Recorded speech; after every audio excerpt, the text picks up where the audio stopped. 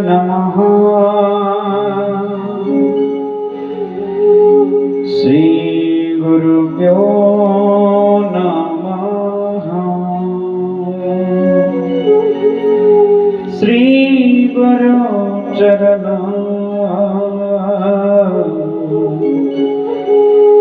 कमलेभ्यो नमः।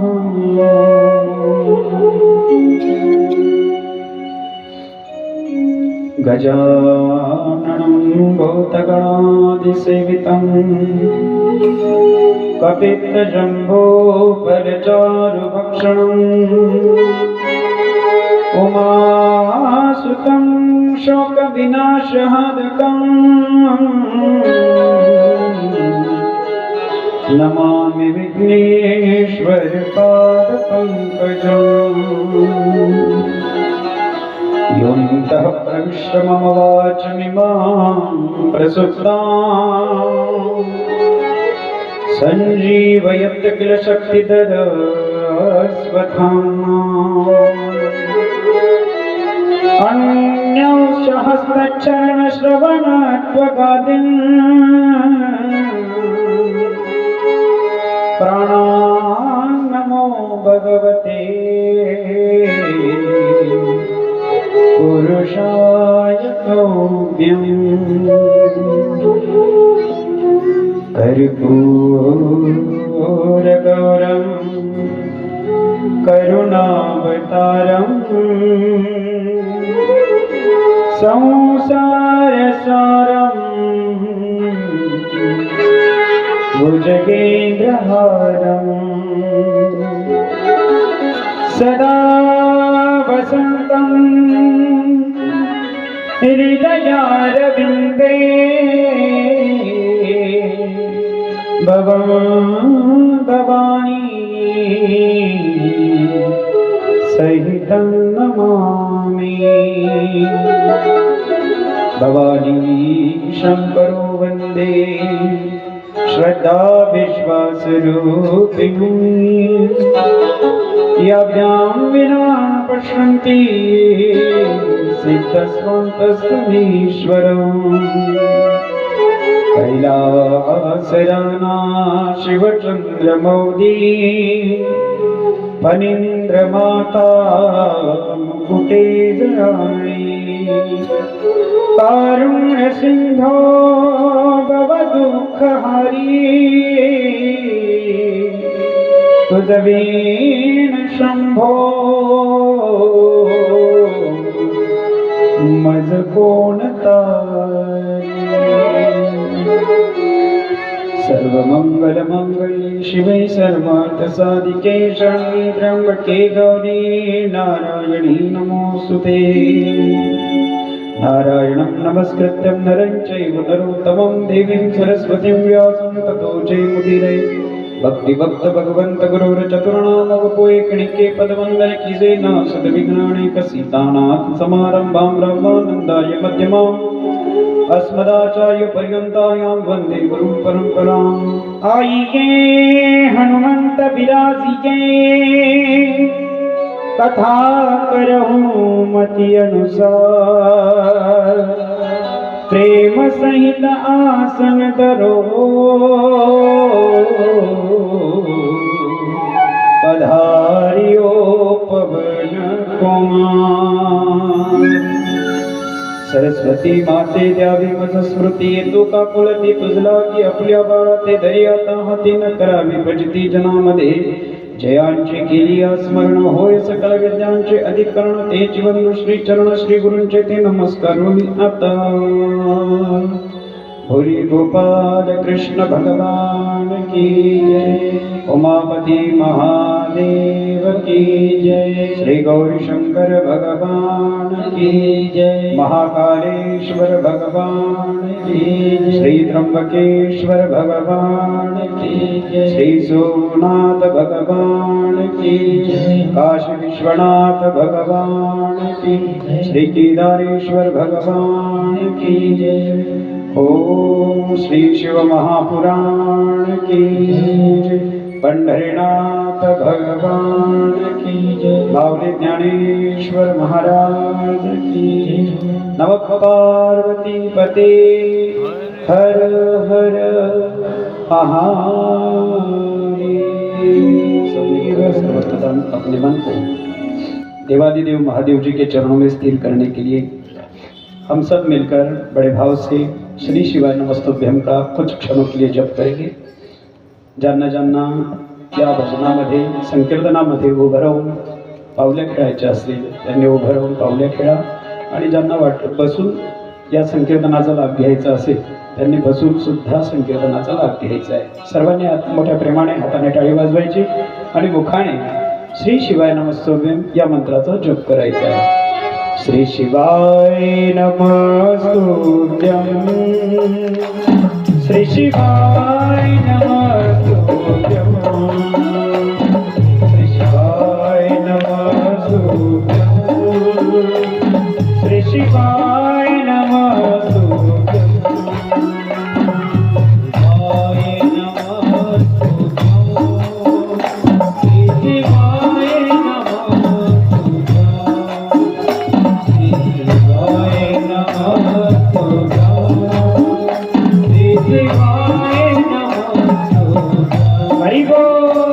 श्री शिवाय नमस्तुभ्यं।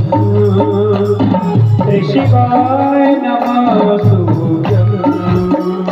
श्री भगवान शंभो।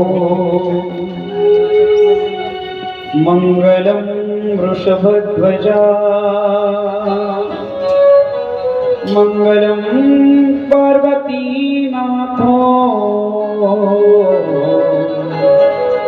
मंगलाय तनो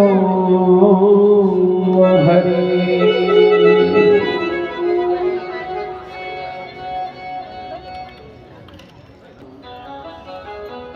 आदिशक्ति आदिमाया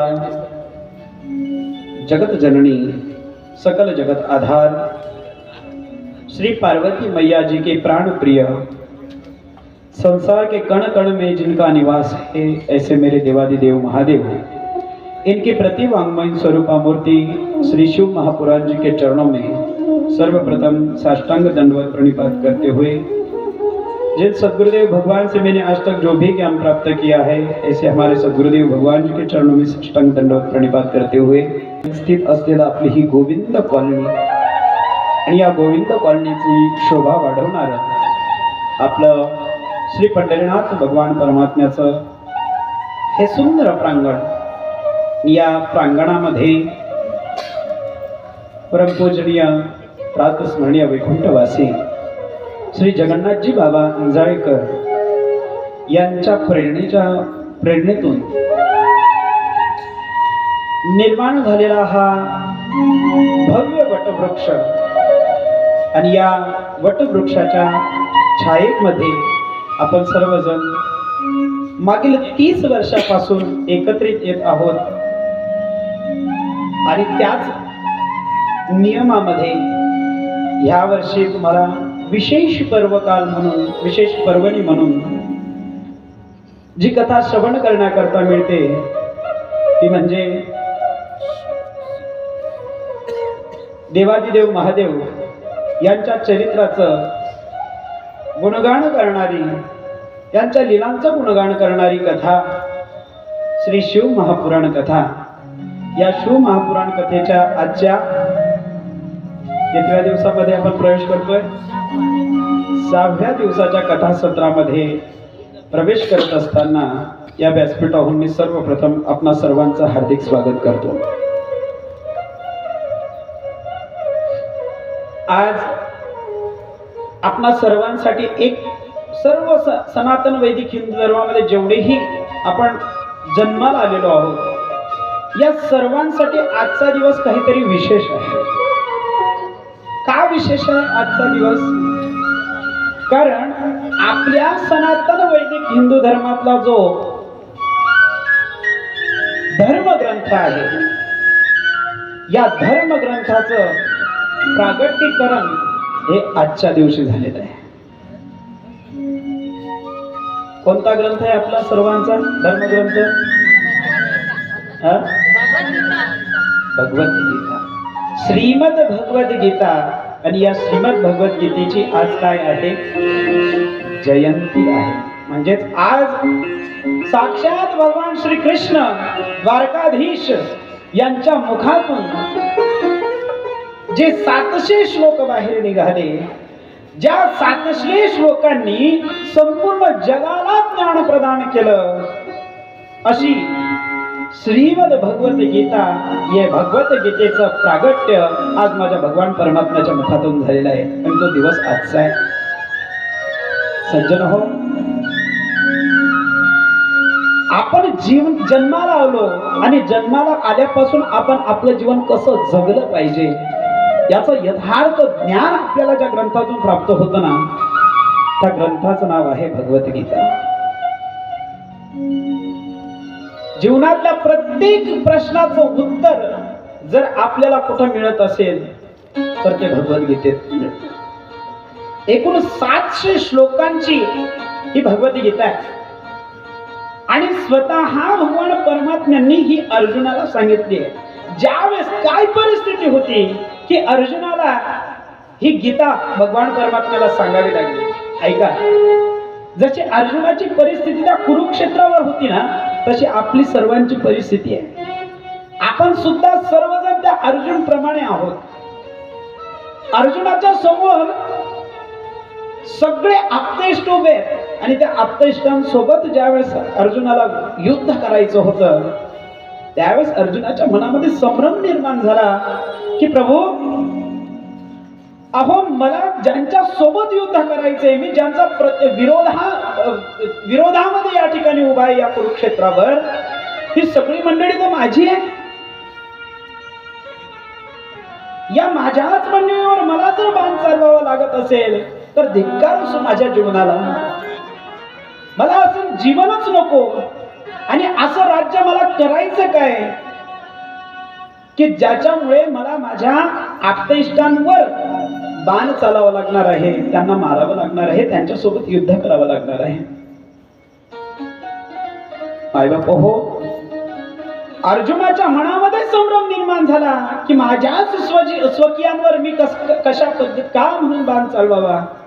त्यावेळेस त्या अर्जुनाच्या मनामध्ये निर्माण झालेला जो संशय होता, तो संशय दूर करण्याकरता भगवान परमात्मा म्हणतात, जर मी आता बोललो नाही तर कदाचित या अर्जुनाचंही नुकसान होईल आणि अर्जुनाच्या माध्यमातून संपूर्ण जगाचं सुद्धा नुकसान होईल. म्हणून त्यावेळेस माझ्या भगवान परमात्म्याने त्या अर्जुनाला जो उपदेश केला, तो उपदेश म्हणजे श्रीमद भगवद्गीता आहे. सज्जन हो, भगवद्गीतेचा एकमेव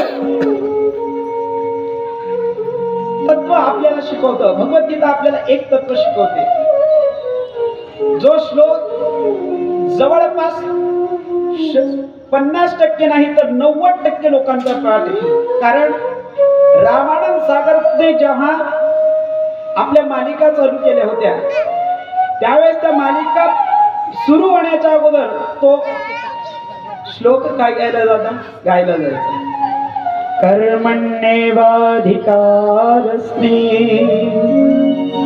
मा फलेषु कदाचन मा कर्मफलहेतुर्भूः मा ते संगोऽस्त्वकर्मणि. 700 श्लोकांची ही जी गीता आहे, ही गीता आपल्याला काय शिकवते, तो हा श्लोक जरी आपण लक्षात घेतला ना, तरी आपल्याला संपूर्ण गीता ही समजल्याशिवाय राहणार नाही. गीतेचं खरं तत्व आहे. भगवान परमात्मा आपल्याला या गीतेतून सांगताय की तुम्ही कर्म करा, पण कर्म करत असताना तुम्ही जे कर्म करताय त्या कर्म करत असताना कर्मफलाची अपेक्षा ठेवू नका. पण आपलं उलट आहे. आपण कर्म करतो पण त्या कर्मफलाची अपेक्षा ठेवतो, म्हणून त्याच्यामुळे आपलं नुकसान होत असतं. ज्यावेळेस तुम्ही कर्मफलाची अपेक्षा घेऊन कुठलंही कर्म कराल तर कदाचित तुम्हाला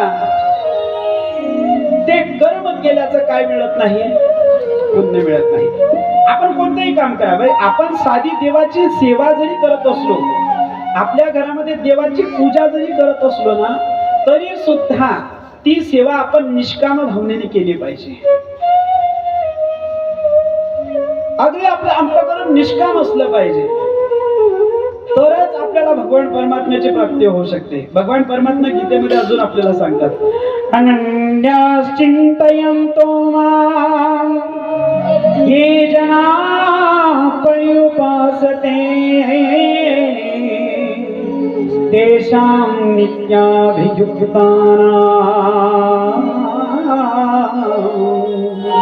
योगक्षेमवहाम्यहम्.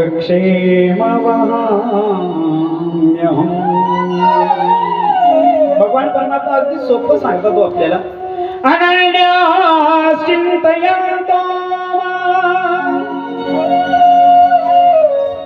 तुम्ही जो कोणी भक्त असेल, या प्रत्येक भक्ताने जर माझ्याकडे यायचं असेल तर कोणत्या भावनेने या, अनन्य भावाने मला शरण या. भगवान परमात्म्याला शरण जाता येत ना, अनन्य भावाने शरण जा. अनन्य भाव म्हणजे काय? देवाशिवाय आपल्या जीवनामध्ये दुसरं कोणीच नाहीये, याला म्हणावं अनन्य भाव. हा भगवान परमात्माच आपलं रक्षण करू शकतो आणि आपल्याला सर्व संकटातून दूर काढण्यासाठी फक्त एकमेव हा भगवान परमात्मा आहे. या पद्धतीची आपली असलेली भावना याला म्हणतात अनन्यास चिंतया, म्हणजे अनन्य भाव. माऊली ज्ञानोबरायांची सुद्धा यावर किती गोड भाषा आहे. जो मज होय अनन्य शरण, त्याचे निवारी मी जन्म मरण, या लागी शरणांगता शरण्य मीची. म्हणजे भगवान परमात्मा स्वतः आपल्याला सांगतात की तुम्हाला शरणांगती जर पत्करायची असेल तर तुम्ही इकडे तिकडे जाऊ नका, याच्या त्याच्या पायावर डोकं ठेवू नका, तुम्ही सरळ माझ्याजवळ या. मी तुम्ही जर मला अनन्य भावाने शरण आलात तर तुमच्या ठिकाणी असलेला योग, म्हणजे तुमच्या योग आणि क्षेम या दोघांपासून मी काय करेल, तुम्हाला वाचवेल. आता बघा, योग कशाला म्हणावं? योग म्हणजे जन्माला येणे आणि क्षेम म्हणजे मृत्यू पावणे. आणि जन्म आणि मृत्यू याच्या पलीकडे जाऊन जर आपल्याला मोक्ष पदाची प्राप्ती करून घ्यायची असेल तर त्यासाठी फक्त एकमेव साधन सांगितलं, अनन्यास चिंतयन्तो मां. शरणता भगवान परमात्म्याला अनन्य भावाने शरण. अशी गीता आहे. गीता फार गोड ग्रंथ आहे माय बापू. किती गोड श्लोक वापरला जातो. ज्यावेळेस आपण गीतेचं पारायण करण्याकरता बसतो ना, तर गीतेच्या पारायणाला प्रारंभ केला की प्रारंभीलाच आपण सर्वजण मोठ्या प्रेमाने एक श्लोक गात असतो. सर्वोपनिषदो गावो दुग्धा गोपाल नंदन पार्थो वत्स सुधीर भोक्ता दुग्धं गीतामृतं महा. त्या श्लोकामध्ये सांगितलंय की सर्वोपनिषदो गावो, सर्व उपनिषदाचं सार म्हणजे गीता आहे. काय आहे? सर्वोपनिषदो गावो. सर्व उपनिषद हे गायीप्रमाणे आहेत. दुग्धा गोपाल नंदन. आणि या सर्व उपनिषदांचं दोहन कोण करतोय? साक्षात भगवान श्रीकृष्ण. दुग्धा गोपाल नंदन. गोपाल नंदन म्हणजे जो वसुदेव देवकी यांच्या पोटी जन्माला आलेला आहे, तो यांचं दोहन करतोय आणि वत्स स्वरूपामध्ये याचं रसपान करतोय. कोण करतोय तर अर्जुन याचं रसपान करत आहे. आणि हे जे सगळं आहे, ही जी गीता आहे ती काय आहे तर त्या पवित्र उपनिषदामधलं निघालेलं दूध म्हणजेच ते अमृत हे आपल्या सर्वांसाठी त्या भगवान परमात्म्याने इथपर्यंत पाठवलेलं आहे. आपण आपलं सोडतो आणि दुसऱ्याच्या मागे पडतो बरं का. हीच आपल्या जीवनातली सर्वात मोठी शोकांतिक आहे. सज्जनो, भगवत गीतेची महती ही स्वतः विवेकानंदांनी संपूर्ण जगाला कळवली. तोपर्यंत भगवद्गीता हा ग्रंथ होताच, त्या आधीही भगवद्गीता जगासमोर होती. पण ज्यावेळेस शिकागो येथे धर्म परिषद मांडली गेली तर त्या धर्म परिषदेमध्ये स्वतः विवेकानंद सुद्धा आपल्या देशाचं प्रतिनिधित्व करण्याकरता आपल्या देशातून, या भारत भूमीतून भगवद्गीता हा ग्रंथ त्या ठिकाणी घेऊन गेले. आणि त्या ठिकाणी घेऊन गेल्यानंतर तो ग्रंथ सगळ्या देशातील लोकांनी काय केलं, आपल्या भारत देशातील या गीता ग्रंथाला सर्व ग्रंथांच्या खाली ठेवून दिले. कारण त्यांना असं वाटू लागलं की आपलेच ग्रंथ श्रेष्ठ आहे, या गीतेमध्ये श्रेष्ठत्व नाहीये. म्हणून सर्वांनी मिळून त्या भगवद्गीतेला सर्वांच्या खाली ठेवलं आणि त्यावर जगामध्ये जेवढी काही ग्रंथ संपदा होती ती सगळी संपदा त्यावर ठेवली. विवेकानंदांनी शांततेने हे सगळं बघितलं आणि ज्यावेळेस त्यांना बोलायची संधी प्राप्त झाली ना, शेवटच्या क्षणाला विवेकानंदांना ती संधी प्राप्त झाली. आणि विवेकानंदांसमोर ज्यावेळेस विवेकानंदांच्या समोर माईक आला त्यावेळेस बंधू आणि भगिनींनो एवढ्या दोनच शब्दामध्ये अख्खा समाज माझ्या विवेकानंदांनी त्या ठिकाणी जिंकला होता. जशा तुम्ही बंधू आणि भगिनींनो म्हटल्यानंतर जशा टाळ्या वाजवल्या ना, तर जगाच्या पाठीवर पहिल्यांदा विदेशामध्ये कुणीतरी एक महात्मा बंधू आणि भगिनींनो या शब्दाने त्याने बोलायला सुरुवात केली होती. तर कमीत कमी 15 मिनिट त्या ठिकाणी फक्त टाळ्या वाजल्या होत्या आणि विवेकानंदांना फक्त 5 मिनिटं दिले होते बोलण्याकरता. विचार करा की 2 शब्दामध्ये ज्यांनी 15 मिनिटं ज्यांच्याकरता टाळ्या वाजल्या असतील ते विवेकानंद किती ज्ञानी असतील.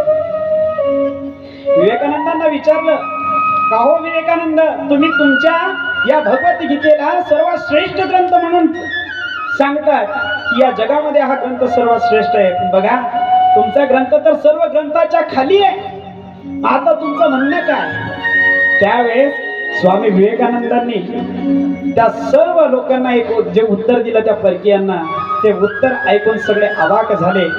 विवेकानंद फक्त एकच शब्दामध्ये बोलले की ठीक आहे, तुम्ही माझ्या धर्मग्रंथाला सर्व ग्रंथांच्या खाली ठेवलं, तुम्ही तुमच्या कृत्यातूनच हे सिद्ध केलं की सगळ्या जगातील सगळ्या ग्रंथांचा आधार जर कोण असेल तर ती फक्त आणि फक्त आमची भगवद्गीता आहे.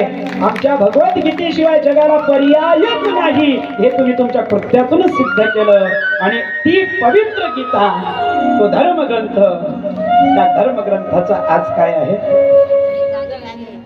जयंती आहे. माझ्या जीवनामध्ये तुमच्या घरात तुम्ही काय आणलं याला महत्व नाही, तुमच्या घरात किती मोठं फ्रीज आहे याला महत्व नाही, तुमच्या घरामध्ये तुम्ही किती मोठा एसी लावलेला आहे याला महत्व नाही, तुम्ही तुमच्या बंगल्यामध्ये देवघर किती मोठं बांधलंय याला महत्व नाही, पण तुमच्या घरात जर गीता नसेल तर तुमच्या घरालाच महत्व नाही. माझ्या जर हिंदू म्हणून जन्माला आला असाल तर प्रत्येकाच्या घरामध्ये काय असली पाहिजे? गीता असायलाच पाहिजे. आपल्या मुलांना आपण ज्ञान द्यायला पाहिजे. बघा आपल्या हिंदू धर्मीयांवर किती सगळीकडून प्रेशर येतंय, पण तरी सुद्धा संविधान असं करून ठेवलेलं आहे की आपल्या भारतामध्ये राहून हिंदू धर्माचं ज्ञान गुरुकुल आपण सुरू करू शकत नाही, हे असं संविधान तयार झालेले आहे. आणि त्यामुळे आता सद्यस्थितीला जे आपलं भारत सरकार आहे ना, केंद्रामध्ये जे सरकार आहे ते केंद्र सरकार याच्यावर विचार विनिमय करून लवकरात लवकर गीता ही घराघरापर्यंत कशी पोहोचेल आणि प्रत्येक विद्यार्थ्याला भगवद्गीता ही कशी शिकायला मिळेल याच्या पद्धतीने आता शिक्षण पद्धती तयार करणार आहे. ही आपल्यासाठी सर्वांसाठी एक अभिमानाची गोष्ट आहे आणि तसं व्हायलाच पाहिजे. आम्ही मुलांना ज्यावेळेस प्रश्न विचारतो ना, का रे बाबा आपला धर्मग्रंथ कोणता, तर 90% मुलांना त्याचं उत्तर देता येत नाही.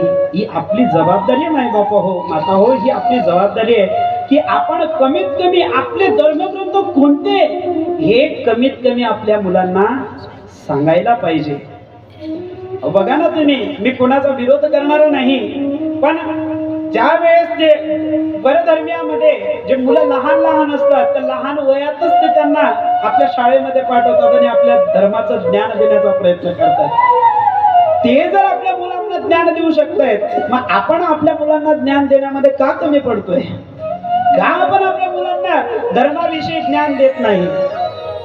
आपणही आपलं कर्तव्य आहे की आपला हिंदू धर्म किती श्रेष्ठ आहे हे आपण आपल्या मुलांना शिकवलं पाहिजे. तुम्ही त्यांना मंदिरामध्ये नाही आणलं ना चालेल, पण कमीत कमी तुम्ही घरामध्ये असताना तरी त्यांना देव काय आहे, धर्म काय आहे हे शिकवलंच पाहिजे. सचिन असो, आज सर्वांकडून त्या गीता जयंतीच्या मनापासून हार्दिक शुभेच्छा प्रदान करतो. ज्यावेळेस गीता गायली गेली होती त्यावेळेस भगवान शंकर सुद्धा तिथं होते. ध्वजस्तंभावरी वानरू, साक्षात भगवान परमात्म्याने त्या ध्वजस्तंभावर बसून स्वतः हनुमंत रूपामध्ये शिवपुराणाचे म्हणजे आपली ही भगवद्गीता श्रवण केलेली आहे. खूप गोड भाव आहे सज्जन हो, प्रत्येकाच्या जीवनामध्ये भगवद्गीता असायला पाहिजे. काल आपण बघितलं या शिव महापुराणा अंतर्गत देवादिदेव महादेव आणि पार्वती मैया यांचा विवाह महोत्सव आपण फार मोठ्या आनंदाने सर्वांनी खूप आनंद घेतला बरं का.